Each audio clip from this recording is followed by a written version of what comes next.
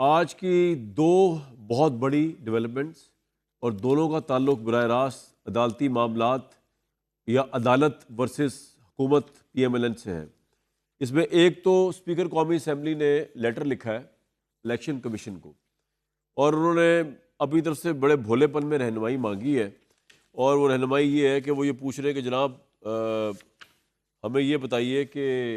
ایک تو بل پاس ہو چکا ہوا ہے جو نون لیگ کی گورنمنٹ نے کیا ہے، تھوڑا عرصہ پہلے کیا تھا، کیانی صاحب نے کیا تھا۔ اس کے اندر انہوں نے کہا کہ جی اس بل کی روح سے الیکشن ایکٹ کا جو بل تھا اس کے اندر یہ لکھ دیا گیا تھا کہ اب سیکشن 67 میں ترمیم ہے، اور اس کے مطابق کامیاب ہونے والے آزاد رکن کو 3 دن کے اندر کسی بھی سیاسی جماعت میں شمولیت کا پابند بنا دیا گیا ہے، اور اب کوئی آزاد رکن کسی اور سیاسی جماعت شامل نہیں ہوگا 3 دن کے بعد اگر اس کا کسی سیاسی جماعت میں شمولیت کی رضامندی ناقابل تنسیق ہوگی۔ اگر وہ 3 دن میں ہو جائے گا تو ٹھیک ہے، نہیں تو وہ آزاد تصور ہوگا۔ اب انہوں نے یہ کہا ہے کہ جی قومی اسمبلی نے کہا ہے کہ جی سپریم کورٹ آف پاکستان نے ہمیں یہ کہا کہ جی آپ 3 دن والی بات چھوڑیں، اور سنی اتحاد کونسل والے جتنے لوگ ہیں وہی پی ٹی آئی والے تصور کیے جائیں، جنہوں نے ایفیڈیوٹ جمع نہیں کرایا وہ بھی تصور کیے جائیں پی ٹی آئی کے، اگر وہ کرانا چاہیں۔ ڈیٹ بھی دی تھی 15 دن کی، اور یہ بھی کہا کہ جن لوگوں نے الیکشن سے پہلے پی ٹی آئی کے ساتھ آزاد اراکین نے، کچھ تو آزاد تھے جنہوں نے پاکستان تحریک انصاف کے نامینیشن کے اوپر ہی الیکشن لڑا، بھلے ان کے پاس بلے کا نشان نہیں تھا، کچھ ایسے تھے 30-40 کے قریب جنہوں نے تحریک انصاف کا ڈاکیومنٹ جمع نہیں کرایا۔ سپریم کورٹ نے اس کو فیسلٹیٹ کر دیا، انہوں نے کہا کہ جناب وہ بھی اب چاہیں تو پی ٹی آئی میں شامل یا کسی پارٹی میں شامل ہو سکتے ہیں۔ اس کو چیلنج کرتے ہوئے اسپیکر قومی اسمبلی نے بجائے اس کے کہ سپریم کورٹ کے فیصلے کو منون قبول کرتے، اسپیکر قومی اسمبلی اور ان آزاد اراکین کو جنہوں نے اب ایفیلیشن اپنی ظاہر کر دی تحریک انصاف کے ساتھ، کو تحریک انصاف کا رکن سمجھتے، انہوں نے الیکشن کمیشن کو لیٹر لکھا ہے۔ اسپیکر فرما رہے ہیں کہ جی الیکشن ایکٹ میں ترمیم کے بعد سپریم کورٹ کے فیصلے پر عمل نہیں ہو سکتا، الیکشن ایکٹ میں ترمیم کے بعد مخصوص نشستیں تبدیل نہیں کی جا سکتی، یعنی مخصوص نشستیں پی ٹی آئی کو نہیں مل سکتی، وہ وہی ہیں جس طرح کا بندر بانٹ ہوا تھا، نون لیگ، پیپلز پارٹی، یہ وہ ان سب کو ملیں گی۔ سپریم کورٹ کا فیصلہ ماضی کے ایکٹ کے تحت تھا جو اب قابل اطلاق نہیں، حالانکہ یہ جو ایکٹ ہے if I am not wrong یہ سپریم کورٹ کے اس فیصلے کے بعد آیا ہے، یہ میری رائے نہیں، اس پر سپریم کورٹ کے فیصلے موجود ہیں۔ پارلیمنٹ کی خود مختاری قائم رکھتے ہوئے مخصوص نشستیں الاٹ کی جائے،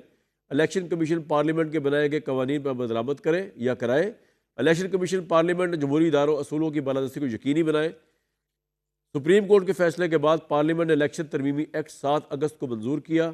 وہ آزاد ارکان جو ایک سیاسی جماعت کا حصہ بن گئے تھے انہیں پارٹی تبدیل کرنے کی اجازت نہیں دیا سکتی۔ ان ادر ورڈز پورا پاکستان تحریک انصاف کے خلاف آبویسلی ایکٹ تھا، یہ پورا ایکٹ جو تھا یہ سپریم کورٹ کے فیصلے کے بعد سنی اتحاد کونسل والے جس میں پی ٹی آئی کو پارٹی تسلیم کیا اس کے بعد یہ ایکٹ آیا تھا، اور یہ ایکٹ بیسکلی سپریم کورٹ کے فیصلے کے بہت سے لوگوں کے نزدیک خلاف ہے۔ سپریم کورٹ کے فیصلے پہ یہ حکومت اور ان کے اسپیکر عمل درآمد کرنا نہیں چاہ رہے، پی ٹی آئی کو ایک پولیٹیکل فورس تسلیم کرنا نہیں چاہ رہے قومی اسمبلی کے اندر، اور اس کی جو سیٹیں ہیں وہ عددی اکثریت جو اس کی ہے یا عددی جو تعداد ہے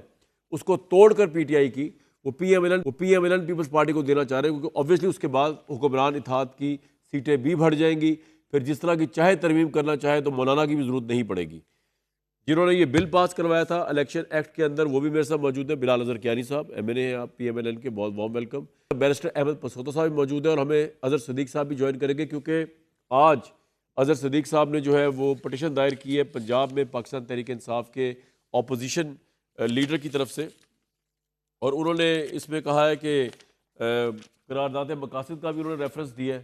قرارداد مقاصد کے اندر آبویسلی یہ لکھا ہوا ہے کہ ہر لحاظ سے آزادی عدلیہ جو ہے وہ بنیادی ڈھانچہ ہے پاکستان کے دستور کا۔ انہوں نے کہا ہے کہ قرارداد مقاصد کے تحت عدلیہ کی آزادی پاکستان کا بنیادی جزء ہے آئین پاکستان کا، دونوں ایوان سے پاس ہونے کی صورت میں اس آئینی ترامیم کے نفاذ کو روکا جائے، یہ پٹیشن دائر کی ہے اظہر صدیق صاحب کے تھرو پاکستان تحریک انصاف نے۔ لطیف کھوسا صاحب آپ کو میری آواز آ رہی ہے؟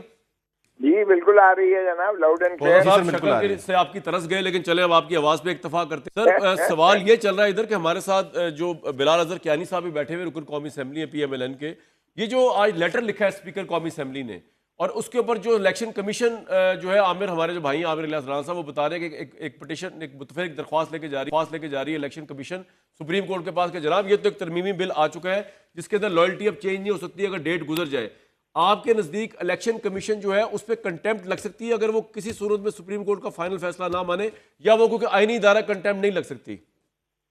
100% لگے گی اور لگنی چاہیے. دیکھیے انہوں نے ایک تباہی کے دہانے پہ لا کے ملک کو کھڑا کر دیا ہے. یہ 3 سال سے یہی کچھ کر رہے ہیں. سپریم کورٹ کی یہ تضحیق کر رہے ہیں, یہ پارلیمان کھیلتے ہیں, اس کے پیچھے جاتے ہیں, چھپتے ہیں. یہ جو ہے تضحیق جو ہے آئین کی بالکل اس انداز سے ہو رہی ہے کہ خدا نہ خواستہ یہ خاکم بدہن اگر عمرانی معاہدہ اس طرح سے انہوں نے مجروح کیا جس طرح سے یہ کر رہے ہیں, تو یقین کیجئے گا کہ باقی کا بچا ہوا پاکستان بھی جو ہے ہل کے رہ گیا ہے. اور انہوں نے جو ہے کوئی پرواہ نہیں ہے ان کو مسائل کی یا ملک کو آگے لیکن کھوسا چلنے صاحب کی. اگر پارلیمنٹ 2/3 میجورٹی سے ایک ترمیم پیش کر دے اور پاس کر دے تو کیا سپریم کورٹ اتنے آرام سے یا ویسے بھی کسی بھی طریقے سے اس کو سیٹ اسائڈ کر سکتی ہے؟ کامران شاہد, سر پہلے تو میری جان ذرا یہ بھی طے کر لو کہ کیا یہ پارلیمان عوام کی نمائندہ پارلیمان ہے؟ کیا یہ فارم 47 کی جو پیداوار ہے, جو فراڈ کی بنیاد پر ایک جو ہے حکومت کو مسلط کیا گیا ہے, جو اسٹیبلشمنٹ کی بساخیوں پر حکومت چل رہی ہے, کیا ان کو عوام کے فیصلے کرنے کا حق ہے؟ پہلے یہ بتا دو ذرا. اور اس کے بعد کیا ہم بھول گئے ہیں 1971 کی جو ہے مشرقی پاکستان کے ڈبیٹ؟ اچھا, اب میرا سوال کھوسا صاحب, اب جی. پارلیمنٹ تو چل رہی ہے نا, آپ کے اتحادی مولانا فضل الرحمان نے بھی کہا تھا ڈیفیکٹو ہی صحیح, لیکن یہی ہے. میں یہ کہہ رہا ہوں کہ کیا اتنا آسان ہے 2/3 میجورٹی کی پاس کردہ امینڈمنٹ کو سپریم کورٹ سیٹ اسائڈ کر دے؟ اور بھائی 2/3 میجورٹی یہ فراڈ سے لے رہے ہیں نا. ہمارے جو ہے اس کو سعادت اللہ بلوچ کو اٹھا کر, اس کی ماں کو, اس کی بہن کو, اس کی 16 سالہ بیٹی کو جس طرح سے اٹھا کر اس کے بعد اس کو جو ہے سرنڈر کروا کے اغوا کیا, یا بے حیائی اور شرم کی کوئی انتہا ہوتی ہے یار کامران. اتنی جو آپ نابل سمجھتے ہو, لوگوں کو پاگل سمجھتے ہو. اور اب جو خط لکھا ہے خیر سے ماشاءاللہ اسپیکر صاحب نے, اس کا مطلب یہ ہے کہ جو ان کا استحقاق نہیں ہے مخصوص نشستوں کا, وہ بھی ان کو دے دی جائیں تاکہ ان کی 2/3 بن جائے, جس کا انہوں کی انٹائٹلمنٹ نہیں ہے. جس طرح پہلے مخصوص نشستیں ان کو دی گئی تھیں, جو سپریم کورٹ کے جو ہے بینچ 13 رکنی بینچ نے ان کو کالعدم قرار دیا, یہ پھر اس کو کھوسا واپس صاحب لینے کی کوشش ہے. ایک منظرنامہ پیش کر رہا ہوں آپ کے سامنے. لیٹ سپوز حکومت اپنی عددی اکثریت کی بنیاد پہ, لیٹ سپوز آپ مولانا فضل الرحمان کو ساتھ نہ لیں, وچ ایور وے ایک امینڈمنٹ یہ قائم کر کے ایک آئینی عدالت قائم کر دیتی ہے, سپریم کورٹ اس کو آپ کی پٹیشن پہ یا وکلا کی پٹیشن پہ اسٹرائک ڈاؤن بھی کر دیتی ہے, اور پرائم منسٹر آف پاکستان پھر بھی اس آئینی عدالت کا نوٹیفیکیشن جاری کر دیتا ہے, دین واٹ؟ حکم نہیں مانتا. اتنی بڑی تحریک چلے گی کامران شاہد کہ آپ